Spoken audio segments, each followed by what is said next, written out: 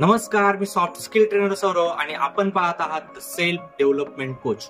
आपण पाहतोय first impression आणि फर्स्ट इम्प्रेशन या मुद्द्यामध्ये आपण पाहिलेला आहे appearance, body language, eye contact आणि यांसारखे बरेच काही मुद्दे. आणि फर्स्ट इम्प्रेशन या मुद्द्यामध्ये आज आपण शेवटचा मुद्दा पाहणार आहे की जो आहे हँडशेक. हँडशेक हा फर्स्ट इम्प्रेशन मध्ये सर्वात महत्वाचा मुद्दा आहे आणि ह्या व्हिडिओमध्ये आपण हँडशेक कसा करायचा हे पाहणार आहोत. परंतु त्याआधी हँडशेक करताना कुठल्या गोष्टी टाळाव्या हे आपण या व्हिडिओमध्ये आधी पाहूया.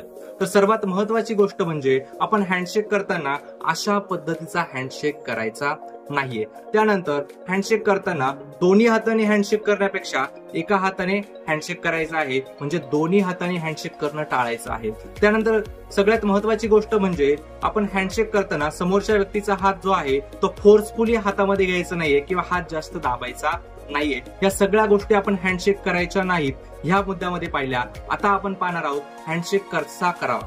सगळ्यात महत्वाचं म्हणजे हँडशेक करताना आपला जो काही एल्बो आहे तो एल्बो या एल्बो मध्ये 90 अंशाचा कोन तयार झाला पाहिजे. त्यानंतर हँडशेक करताना आपला जो काही हात आहे त्या हाताचा हा जो काही पोर्शन आहे तो समोरच्या व्यक्तीच्या ह्या पोर्शनला टच झाला पाहिजे.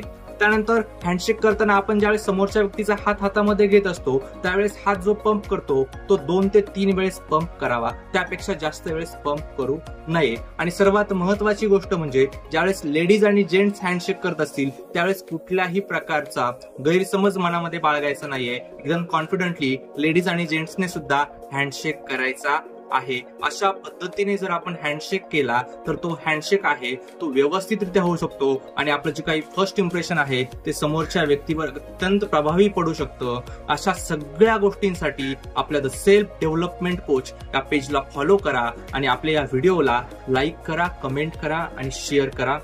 धन्यवाद.